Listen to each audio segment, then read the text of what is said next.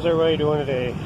I worked on sliding these wheels out on the hydro. You can see right now they pretty well got them slid all the way in. So it's not a very good clearance there to get some tire chains coming around. So I'm going to slide these out a ways. Basically, a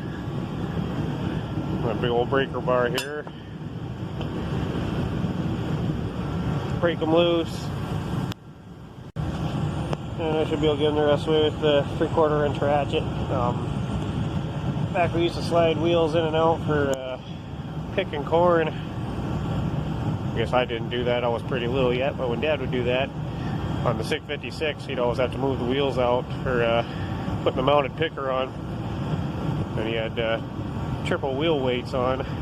So he always had this double box end wrench. He was able to get inside those wheel weights because he couldn't fit a breaker bar or anything in there without taking the weights all off. So I imagine this thing's seen a lot of cheater bars on it because those things got to be really tight. So the wrench is a lot older than I am. Still good wrench. So anyways, I'm going to bust these loose and jack tractor up, turn the wheel. If I remember right, yeah, I think if this is on top, it slides easier. It's been too long. He'll come back to me, I guess. Here, check back in a bit.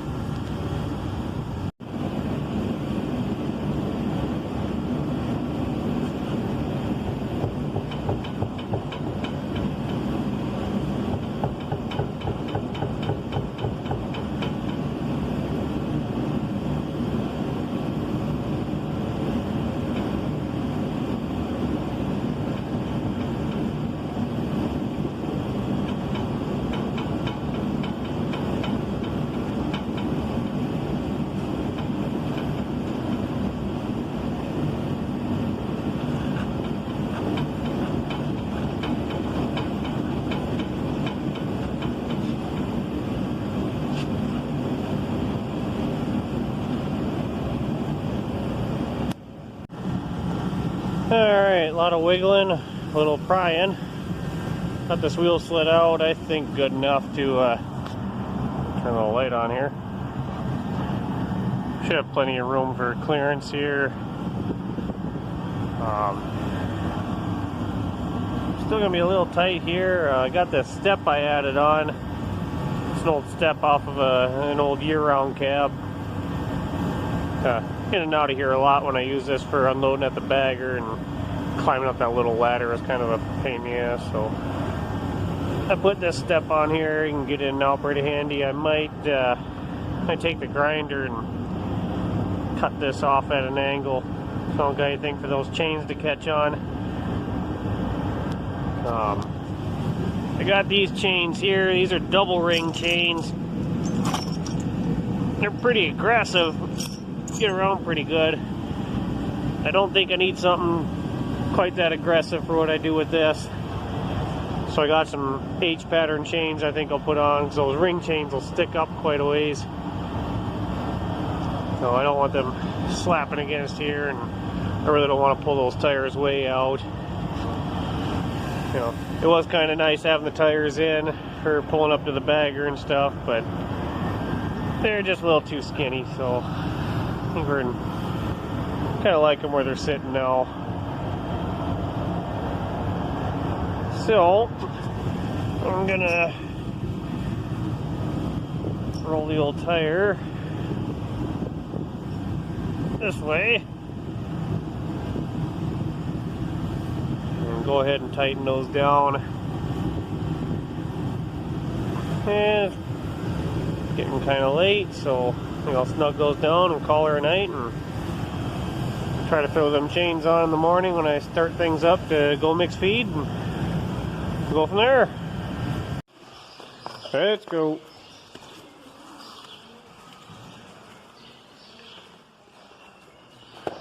Everything's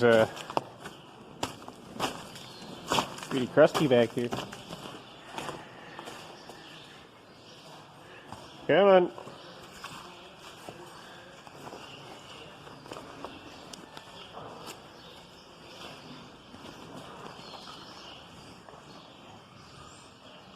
what?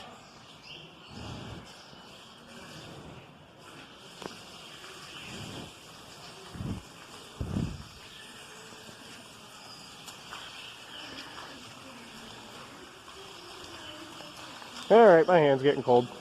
Get these cows in the barn, get rolling. Well, we're rolling away here. Show you guys too. This is a dip I use in the wintertime, more so when it gets below zero and stuff. It's got a little bit more skin conditioner in it, keeps their tips from getting chapped and kind of help prevent any frostbite, whatnot. So, downfall of it, it doesn't have as much germicide in it as the iodine dip. So, and it's more expensive, probably I'm guessing around $6 a gallon more. So, it's used during the cold snaps, and iodine the rest of the year seems to work pretty decent for me. So, we'll keep rolling here and we'll go from there. And here's a look at that winter dip. I really like this stuff. I normally get away with just a 5-gallon bucket of it for the winter. I think a couple years ago it was pretty nasty. I ended up having to get a second one, but there's the iodine. That's been good stuff too. I like that. It's a little thicker than regular iodine. And for a pre-dip I use Zephyrcep. Little tablets mix in with a gallon of water. I've been using that for about 2 years now, and I seem to like that pretty good too. Pretty cost effective. So, alrighty, well, let's get finished up here and see what's froze outside. We're running cows out, and all the cold air coming in the barn after they got it warmed up. Makes her good and steamy in here.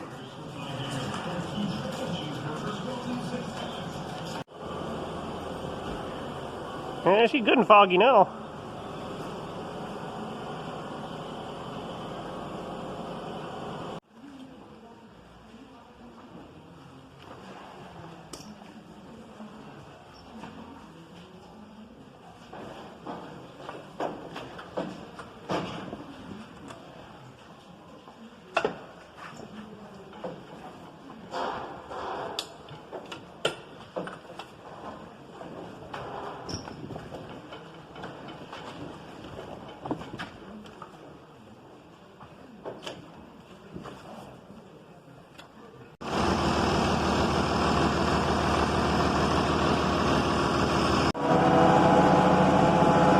Guys, looks like chains are working out nice.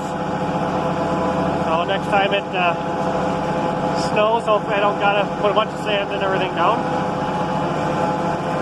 Actually worked out pretty decent up here. This little bit of a steep area. Heading out with a load of manure, and it overflowed a little bit. Then it froze. I can actually get up pretty good over here right now. Talking about some snow moving in. So if we get some heavy stuff, I should be able to run this on the snow blower. That ought to work really nice. So it's a good job done. Should have been done a couple years ago. What do you do? Alright, wrapping her up for the day. It's time to head down to the barn. Guess I didn't really show you very good on those chains. I was in a hurry. So this is what I call the H-pattern chain. Ended up having to add some side pieces in. It's there for a smaller tire, and I use those little quick connectors, I guess you'd call them. See if I got one in my pocket yet. These are smaller, smaller ones. I use pretty big, heavy ones on there when I made them, extended them out. But I kind of forgot I had these. I got a handful of these yet. These are really nice for tire chains. You hook them in and squeeze them together or hammer them in, then you weld that end shut. That makes a nice solid connector, but I don't know if you can get these things anymore or not. I got them at a implement dealer in town, and it's the last he had, and he found these up in his attic, so I'd have to do some looking. Not the other ones are a little nicer, though. You just screw them in and you're done, but don't gotta try to drag a welder around. But anyways, I guess call this one good enough, and see what we get into the next few days. Supposed to warm up for a couple of days and head back down into the deep freeze, so see if we can get the pit emptied out again and go from there. So thanks for watching. We'll catch everybody later.